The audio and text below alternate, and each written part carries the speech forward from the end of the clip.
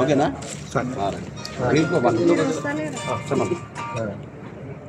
విశ్వబ్రాహ్మణ ధర్మపీఠం ఇవాళ స్వర్ణోత్సవం జరుపుకుంటుంది. 1974లో ఈ విశ్వబ్రాహ్మణ ధర్మపీఠం స్థాపించబడింది. 2024 సంవత్సరానికి ఇది 50 ఏళ్లు పూర్తి చేసుకుంది.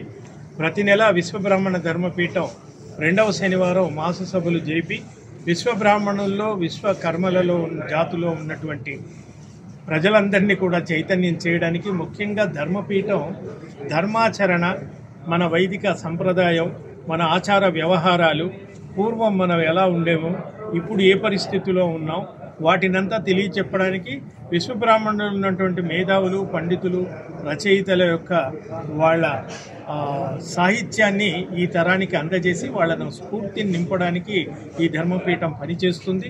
ఇవాళ 50 ఏళ్లు పూర్తి చేసుకున్న సందర్భంగా ఈ ఉత్సవం జరుగుతుంది. ఈ ధర్మపీఠము విశ్వబ్రాహ్మణ ధర్మపీఠం అనేది 50 సంవత్సరాలు కంప్లీట్ అయిన స్వర్ణోత్సవం మరి బ్రహ్మాండంగా నిర్వర్తించారు. మరి సభాపతి గారు డాక్టర్ తిరుమతుల గౌరీశంకర్ గారు వాళ్ళ ఆధ్వర్యంలో చాలా చక్కగా జరిగింది. దానికి అన్నీ నేనన్నట్టు మరి ముందుండి నడిపించినటువంటి శివానందం గారు, కోన్యాల శివానందం గారు, పులిగిల్ల శ్రీనివాసాచారి గారు, మరి చొల్లేటి కృష్ణమాచారి గారు వీళ్ళు ముఖ్య పాత్ర తీసుకున్నారు. మరి వీళ్ళతో పాటు చాలామంది కూడా వాళ్ళకు సహకరించారు.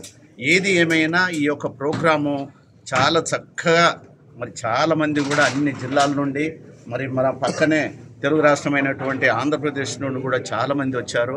మరి ఇంత పెద్ద ప్రోగ్రామును మరి చక్కగా నిర్వర్తించారు. ఎలాంటి ఇబ్బంది లేకుండా పొద్దున 9 గంటలకు స్టార్ట్ చేసి దాదాపు ఇప్పుడు 8 అవుతుంది.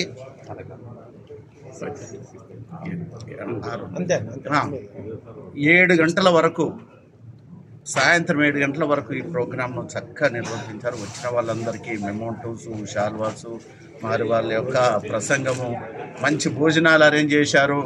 మరి ఇదంతా ధర్మపీఠం తరపున ఇవన్నీ జరిగాయండి.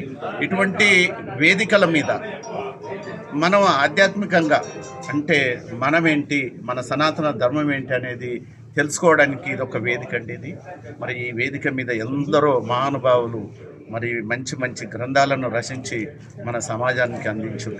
మరి అటువంటి మంచి వేదిక మీద మరి సభాపతి గారి అండర్లో, ఆయన ఆధ్వర్యంలో మంచి చక్కని ప్రోగ్రాం నిర్వర్తించినందుకు మరి నిర్వాహకులందరికీ, సభాపతి గారికి, మరి విచ్చేసినటువంటి విశ్వబ్రాహ్మణ ఆత్మీయ బంధువులు అందరికీ పేరు పేరున నమస్కారాలు తెలియజేస్తూ జై విశ్వకర్మ.